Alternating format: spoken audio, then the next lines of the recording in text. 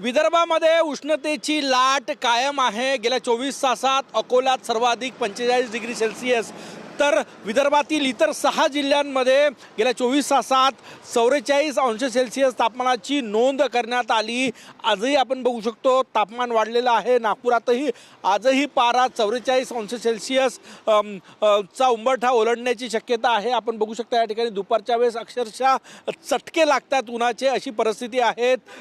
दुचाकी चालक आपल्याला फारसे रस्त्यावर दिसत नाही, कारण की उन्हाची तीव्रता जी आहे ती जास्त आहे। आणि हवामानाच्या अंदाजानुसार पुढचे काही दिवस नागपूरसह विदर्भामध्ये उष्णतेच्या लाटेचा इशारा जो आहे तो देण्यात आलेला आहे। शाळांमध्ये विद्यार्थ्यांना पालकांकडून पाठवलं जात नाही, कारण की उष्माघाताचा धोका आहे। त्यासह इतर सेक्टरमध्ये जे बाहेर लोक पडतात त्यांना काळजी घेण्याचं आवाहन प्रशासनानं केलेलं आहे, कारण की तापमान आणि धोक्याची पातळी ओलांडलेली आहे। 44 डिग्री सेल्सिअसचा पारा पार झाल्यानंतर उष्माघाताचा धोका असतो, त्यामुळे काळजी घेण्याचं आवाहन प्रशासनाकडून करण्यात आलेलं आहे। हीट ॲक्शन प्लॅनही लागू करण्यात आलेला आहे। नागपूरचं आजचं तापमानही 44 पेक्षा जास्त राहण्याची शक्यता वर्तवली जाते। कॅमेरामॅन सचिन सयामसह गजानन उमाटे, TV9 मराठी, नागपूर।